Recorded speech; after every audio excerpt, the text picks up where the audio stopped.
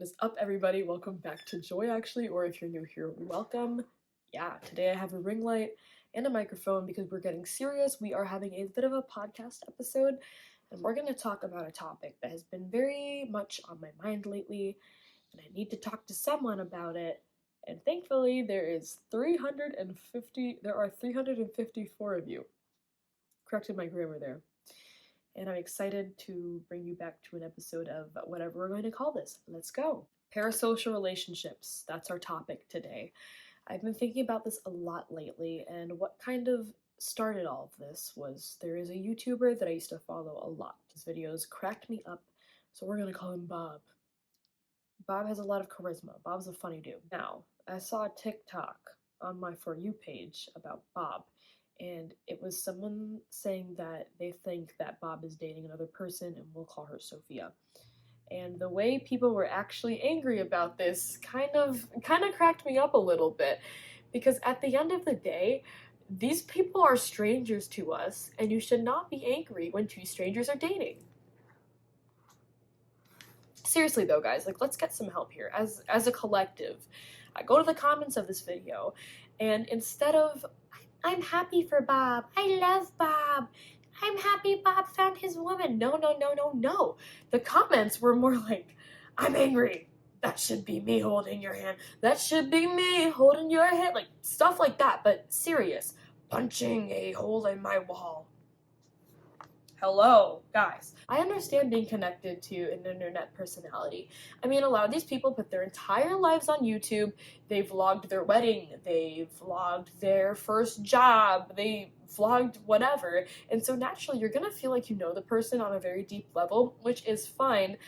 That's what happens. But I think that it's also good to point out the negatives of that.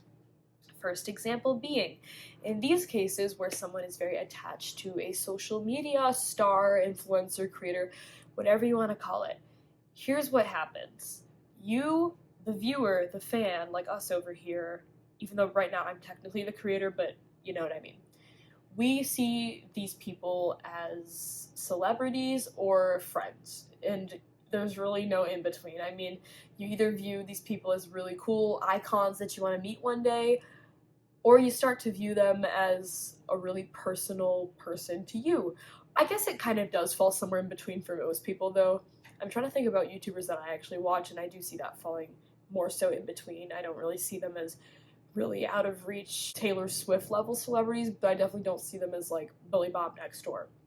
You know, I think it's important to look inside yourself when you are someone that is on social media a lot to realize, hey, let's not get too attached to these people, because time and time again, and I'll just say it, there are influencers that people love and people hold really near and dear to their heart that end up disappointing them or getting canceled. You know what I'm saying? People have to kind of forfeit, in some cases, their fondness for a certain creator or their relatability, or you know, whatever they feel, whatever good emotions they feel towards a creator. Sometimes they have to forfeit that when that creator ends up disappointing them. And I hate to break it to you, every creator you watch is just like you, a human being who sometimes says the wrong thing and sometimes makes people feel the wrong way. Every creator is just a person. How to handle parasocial relationships if you realize you're getting parasocial with somebody. Now look, I'm pretty sure almost everyone in this generation has experienced that to an extent. I mean, we all have YouTubers. Think right now, who's your favorite YouTuber that you watched growing up? Some of you might say names like Cookie Swirl C, or, well, I don't know who I can mention because I don't know who's canceled and who's not. Some people might say, is Dan TDM isn't canceled. Yeah, no, why was I saying that? Cookie Swirl C, Dan TDM. That's all I've got. I have more, but the thing is, they're small enough creators that this video could very likely get to them, and I don't want them thinking that I'm talking about a personal example. If any of my smaller creators are watching this, they're not even that small of creators. I don't know why I'm acting like they're just small creators. Oh my gosh, I sound so pretentious. What to do if you realize you're getting parasocial with a creator? Okay, really attached to a creator you're watching, you love their videos, and then you start to realize, oh my gosh, I wish I was friends with them in real life, or I can't, like, I think about them I think about them so often, or I can't stop watching their videos. There's nothing wrong with being a fan of someone's. Let me just get that straight. There is nothing wrong with having someone you look up to or someone that you want to be with. No, no, no, no, no. Well, be like is what I meant to say. Someone that you want to be like in a healthy way. Sorry, this is my first time podcasting. Am I doing good? Am I doing good? Yes, I am. It's fine. Role models are good. People always have looked up to celebrities. Whatever. The issue arises when you start to put this certain person or this creator, streamer, whatever, you start to put them first in your life. Believe it or not, it happens to people. People get a little obsessive. I personally have never gotten to this point, but it can happen. It's a slippery slope. So if you realize I've put this person first in my life and I have an idol, it's not good. It's not great. So I recommend, now this is awkward advice because, obviously if you're idolizing a person, you like them a lot. Take a step back. I know it's hard. Take a step back. Look into something new and something calm in real life. Like maybe, okay, instead of watching 4 Bob videos today, I'm going to cut it down.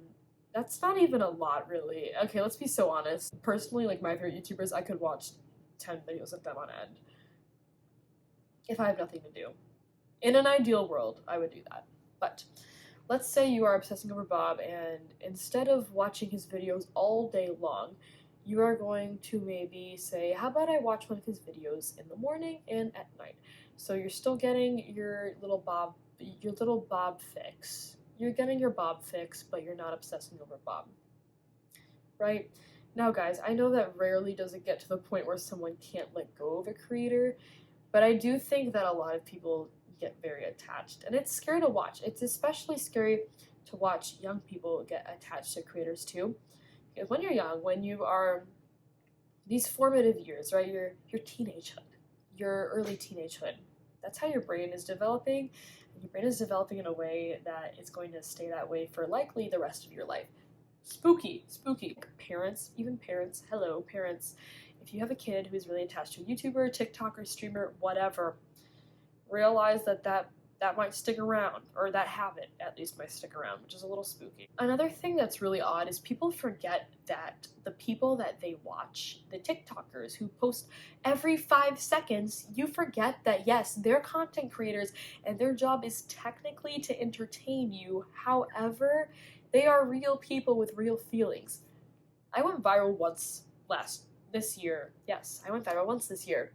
And let me tell you, people do not treat you like a human being if you have views. It's terrible.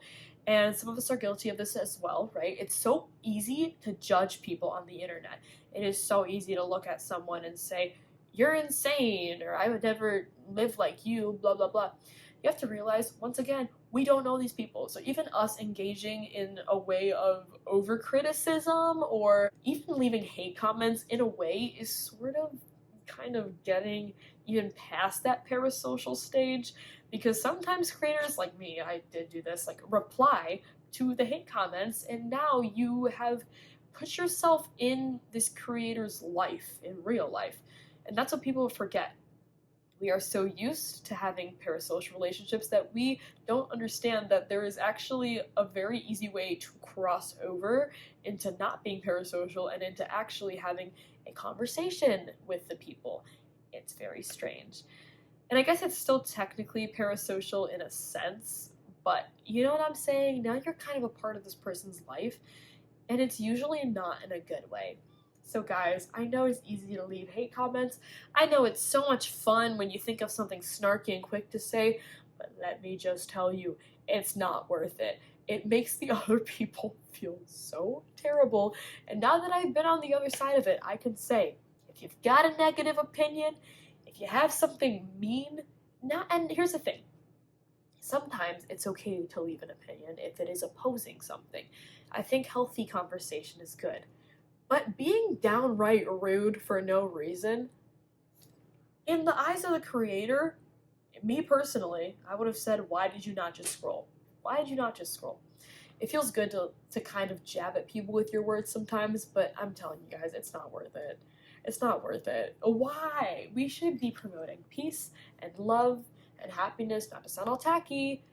I mean, says the person named Joy, but that's the truth, and we should not be engaging in stuff like this. I'm gonna grab a phone charger, a quick word from our sponsor. Another thing that really messes with me is when I hear YouTubers speaking on interviews and things, and they say that they've seen people come up to their houses and ask for them. Whoever you are doing that, stop doing that. That's all I have to say on that topic. Are parasocial relationships bad? You know what? That's not a black and white answer. There have been times, I'll even share a personal example. When you are a middle schooler during the COVID times and you don't really have anyone to hang out with, sometimes the only people you really had to talk to were random YouTubers, random TikTokers.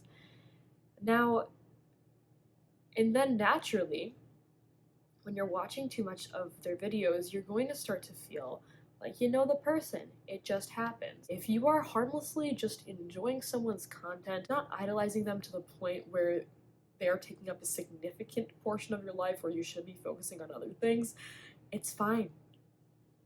I think it's a-okay to just enjoy a creator. Here's when it's not okay. When you become so obsessed with a creator that your life begins to revolve around them. You want to only talk like them. You want to only dress like them. You want to start eating like them, following their diet. You're doing everything they do. That's the point where it's starting to become unhealthy because you are now losing your sense of self to someone, once again, you don't know. You're only losing your sense of self to what they have conveyed of themselves. Even worse, even worse. My dog just gave me a look. I think they can be beneficial because some people seriously go through loneliness, and I think most of us have been there before, so yeah, I mean, it can help. But also, they're not replacements for real relationships. Every human at the core does want to be loved. I'm even talking in a platonic sense right now. People desire community, and parasocial relationships cannot give that to you. I do feel like, in a way, a lot of our time as a generation has been spent on parasocial relationships, following after YouTubers, TikTokers, whoever, and it kind of cheats us out of our own lives, in a way. I think about that a lot. How many times have we been just okay having the little people on the glowy box that we carry everywhere, to the point where we kind of ignored the people around us, or even ignored our responsibilities in real life that could have deepened those relationships with the people we know? We've lost a lot of time to it. It's not good. I have hope for us, guys. We are going to get better.